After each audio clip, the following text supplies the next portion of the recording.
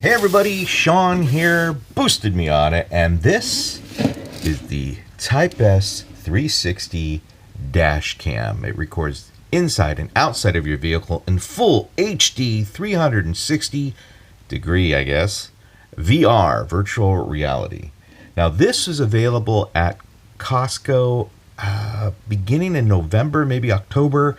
I decided to pick one up, check it out, and do a full review. So come on, let's do it. This is pretty horrific, the packaging on here, because that is the camera, and look at this box. This is pretty sad. I thought these days were gone where we overpackage things like this, but I guess for Costco warehouses it makes sense, right? Because you need a big thing to sit on those shelves. Let's check out what this dash cam is all about. It allows you to get full view of your surroundings when you mount this on your vehicle. You can see here it has a 2.4 inch IPS screen. The resolution is 1080p full HD. Now 1080p on a dash cam, for anyone who knows anything about dash cams, is not great.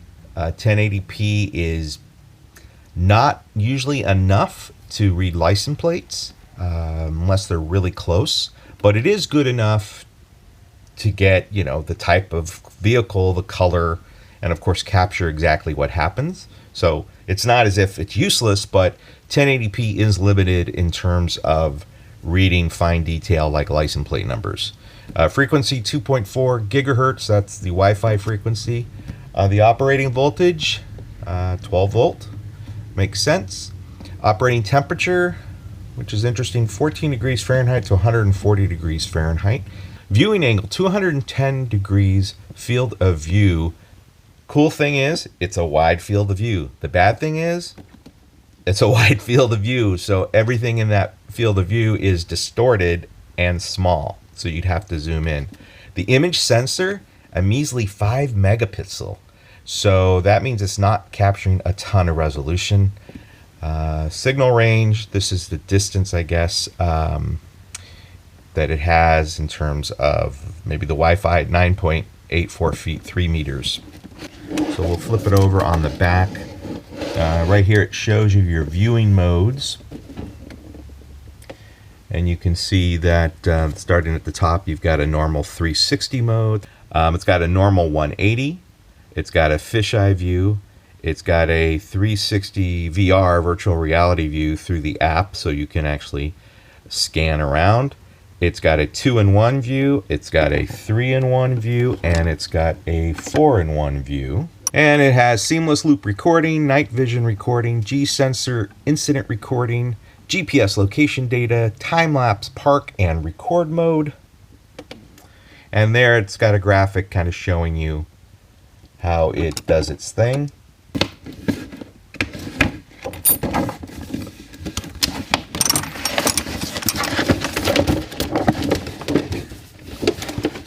Wow. Deep inside here we've got the quick start guide.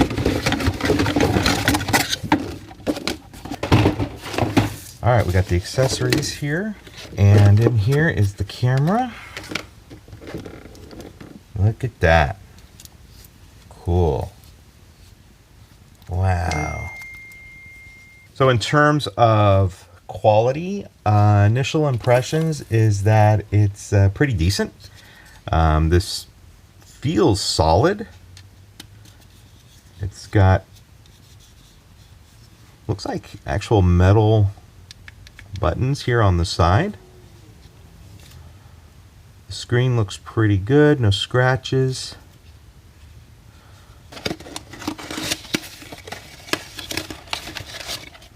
Okay, this appears to be the hardwire kit because it's got bare wires here with a negative and positive wire. And we've got the operator's manual, which we're going to need, so we'll go ahead and put that right there. What else we got here? So this is the lighter connector power cord, which I'll probably use temporarily. And here's some, looks like some taps to tap into the power in your vehicle. They give you this mounting foot,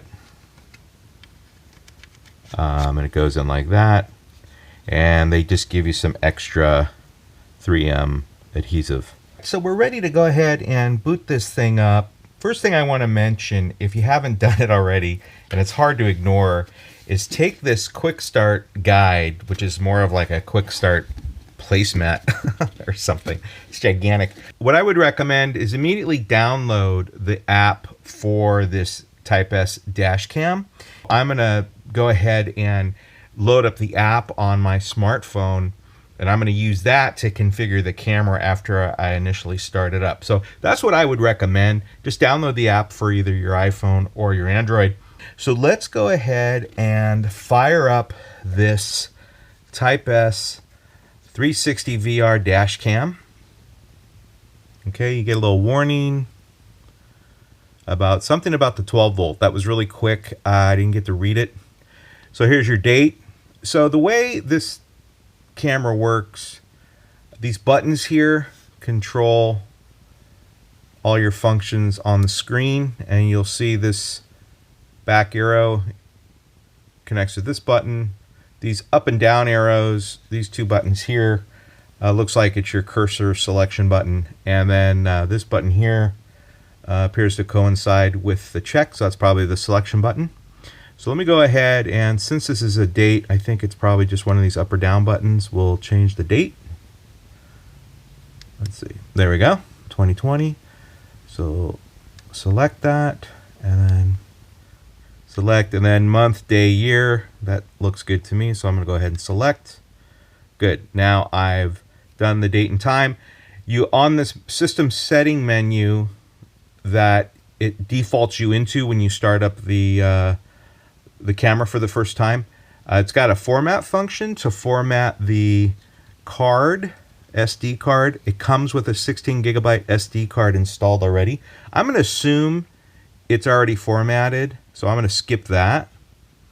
There's also a screensaver setting here. Let's go and check that out real quick. Select. All right, so these would be how long this little screen stays on after the camera is activated. Default setting would be resetting the dash cam to default settings. Date and time we did. Firmware, I am assuming that's where you would select a firmware update. So let's go see what's going on there. Okay, so it's telling us what the firmware is, and it's 2019 100801. I'm going to go out on a limb and say that this is the original firmware. I believe these cameras came out. I believe I saw them in the Costco warehouses back in October. So I bet that's the actual firmware that came with this as it originally was, and might be worth checking out to see if there's an available one. I'll have to look into the manual to see how to update it. But for now, I'm not worried about it. I'm just going to back up again to go to the main menu, and here we are. So the next thing I want to do is I want to go into the Wi-Fi settings. So let me just go into here, select that, okay, and Wi-Fi is on by default, and it looks like the SSID is Type S360 Cam 54, and password is 12345678. So let me go ahead and connect to that on my smartphone. So I just opened up the app. It looks like it's connected, and it looks like they have various products available for this one app. And the one I want to select is the 360 dash cam, the one on top here. So I'm going to select that, and it's connecting. Let's go back. Maybe I need to back out of here. There we go. Now maybe it'll connect. Nope. Oh, wait a minute. There it goes. Okay, so it looked like it wasn't connecting because I still had this in this. I had the dash cam in the setting screen, and it looks like you have to exit the setting screen, and then your smartphone will connect to it. You can see here when you fire up the camera for the first time, it defaults to the split view, and this would be the. It looks like it would be a forward-facing and then a rear facing view. But what I'd like to do is first just go into settings really quick. And we're going to go into video settings. So under video setting, you have loop record, which is currently defaulting to 3 minutes, which is fine. This sets how long the camera will record a segment of video. It's set at 3 minutes. We'll go ahead and leave that for now. Park and record. So park and record is the camera's ability to detect a collision using the G sensor. And when it detects a collision, it will record video. So here you can set how it records the video, and your options are 1, 5, 10, and off.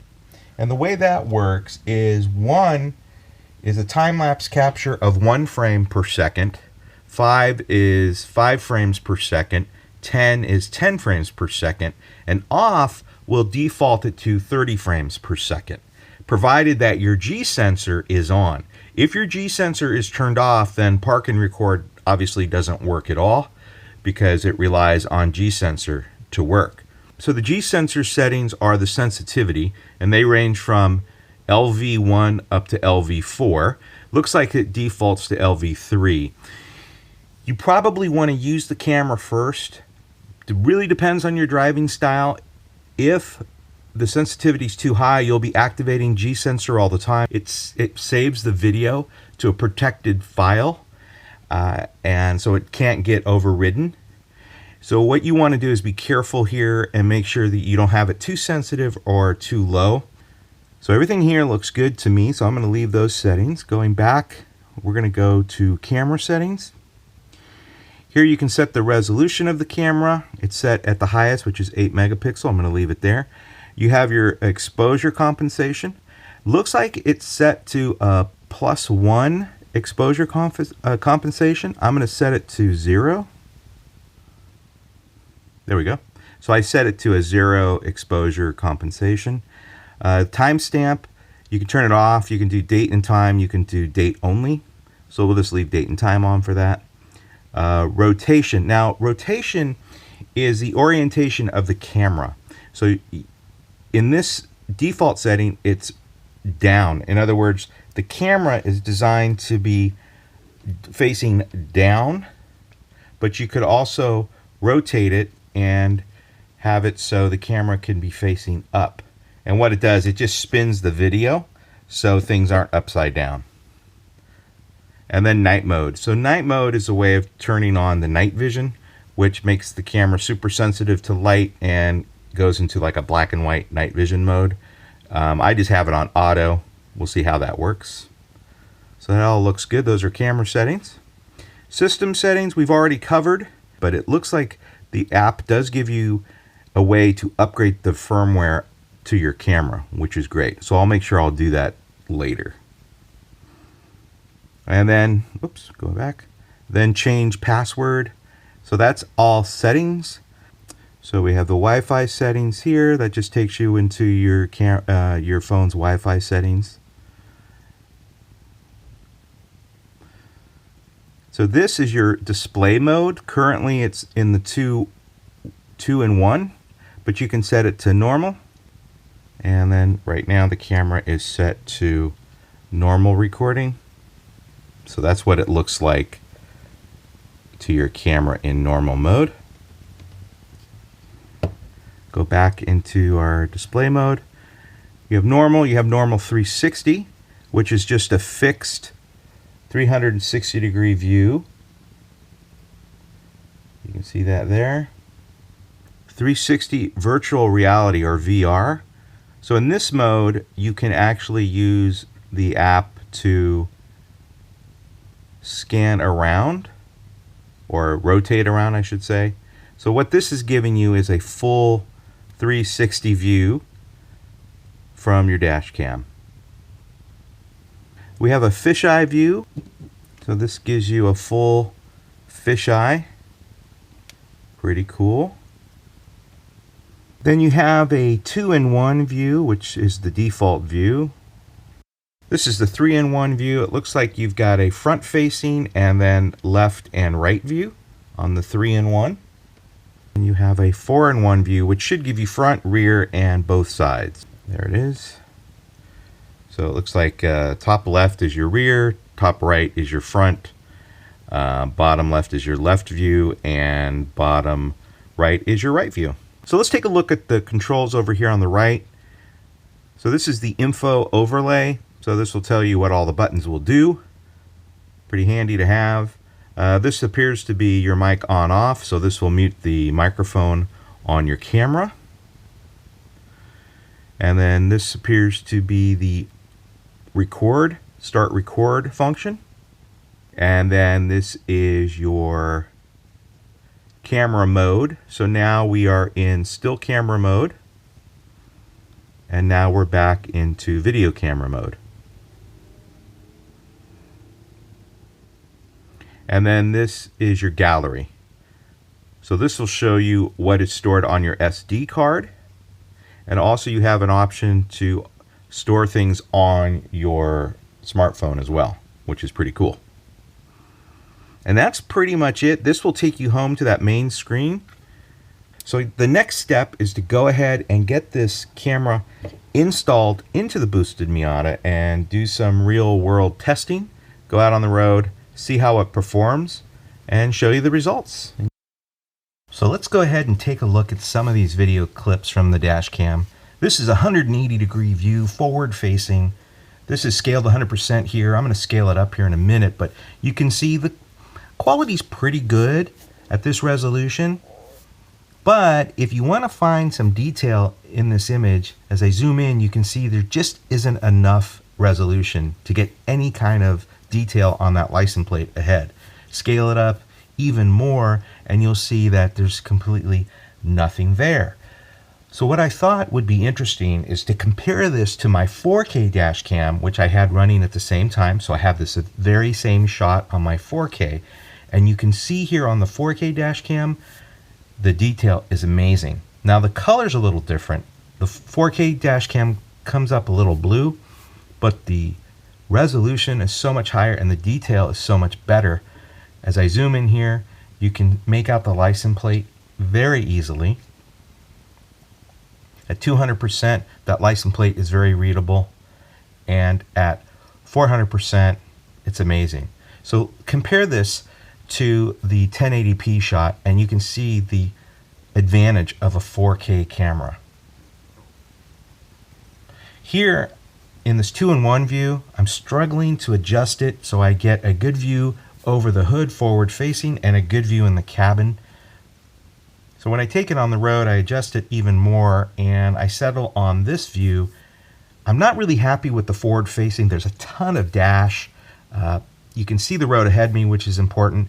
And the cabin facing camera, you can actually see behind me, which is important. So this is actually a pretty good view. I just wish the front view had a little more road and a little less dash.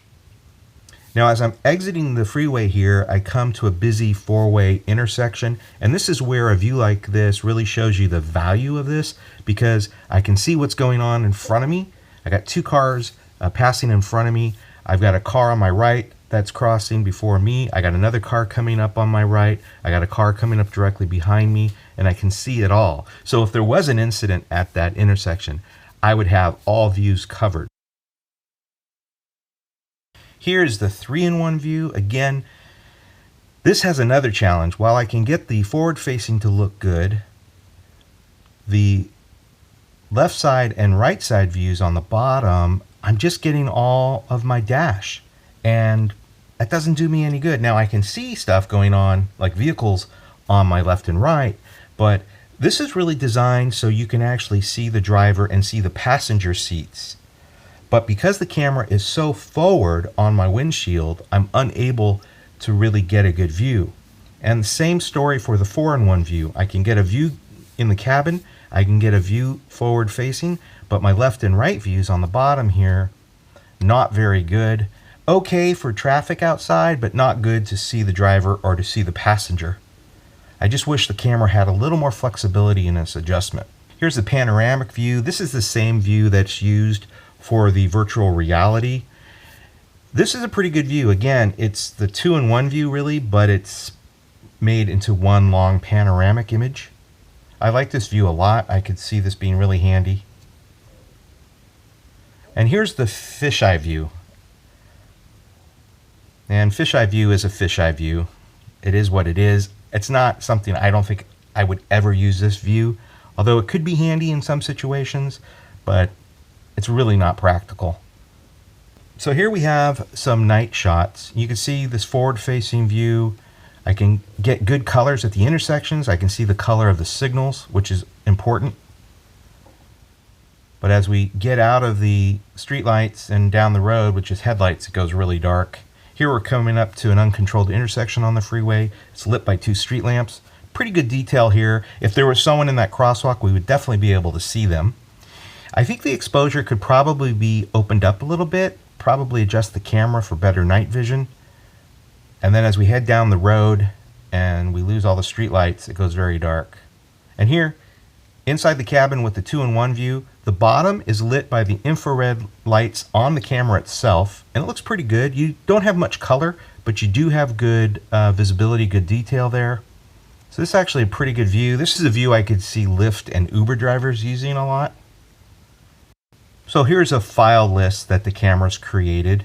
You'll see that it uses the year, month and day, and then a sequence number for the clip. And then it's an MP4 file. This is again an H.264 codec. And then down here, you'll see it creates an events folder. And this is where it's going to save anything that it considers an event, like when you park your vehicle and the G sensor picks something up. If you go in there, you'll see that it will save protected files in here. These will not be deleted or overwritten.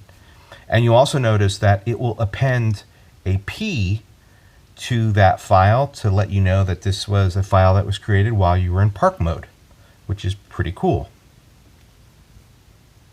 So what are my final thoughts on the Type S dash cam, 360 VR dash cam, Costco special? Well, let's start with the negative. Obviously, overpackaged, as I mentioned before. Ridiculous packaging on this thing. The other negative is it uses a tape mount. It would have been nice if they came up with a suction mount option for this. It just seems a little odd to have to stick a adhesive tape on your windshield. It's messy when you want to remove it. It's not the cleanest thing. Also, over time, the sun will wear out that tape and it will fall off and you'll have to replace it. The other negative is that it simply is not flexible enough in terms of the position of the camera. It'd be nice if you could kind of swivel it around a little bit more. Also, you noticed in my video clips that if you don't have a windshield that comes back far enough closer to you and it has to go deeper into the windshield, then you end up with a lot of dash. It is a dash cam, but you have a lot of your dashboard. So placement and mounting is kind of a negative as well as not being able to swivel the camera around this way. I think just having more ways to adjust the camera is always a plus. And of course, the biggest negative on this thing is the resolution. 1080p just doesn't cut it these days. It should be at least a 2K camera, if not a 4K camera. And you saw from my example how the 4K resolution is just so far superior. And if you're trying to read license plates and get accurate descriptions of vehicles, vehicle nameplates, even colors, 4K really is probably what you should get, or at least 2K. This 1080p just isn't quite right. So let's talk about the positives. It's really versatile in terms of the views that you have, which makes this a good security camera. I would say this is more like a security car camera versus a dash cam, meaning that it's really great for viewing what's going inside your vehicle. Having the 4-way view, the 3-way view, the 2-in-1, and the panoramic, I think is great. I think this would be a good supplement to a really good dash cam. For instance, a 4K dash cam that's strictly for forward facing, and then having this in your vehicle as a supplement to that. So if you're an Uber driver, Lyft driver, taxi driver, this is a good security camera for you. I think it would work just great. The other positive, it seems to be really well designed. I like the layout of the buttons. I like the screen. I like the app. I like how it records and organizes the video clips. Overall, I actually like this camera a lot. Really, the only negative is that it's low resolution. And for that reason, I really can't recommend this camera. I like it. I like the app. I like what it does. But as a standalone dash cam, as the only camera in your vehicle, I'm really not going to recommend this. I will recommend it, however, if you're going to supplement your current dash cam and you want more of a security camera in your car. I'm going to say, yeah, this is probably good for that, although it is kind of pricey, but you do buy it through Costco, so there's the customer service aspect. You can return it and so forth and get it replaced fairly easily. But yeah, that is my review, guys, of the Type S 360 dash cam. Let me know what you think. Have you purchased this thing? Have you looked at it? Leave a comment down below. Let me know if you have any questions. I'm more than happy to answer it. And yeah, guys, that's it. The Type S 360 dash cam. Thanks a lot, guys, for checking out my video. If you like it, why don't you give me a like? Thanks so much. I'll talk to you later. Take care. Bye-bye.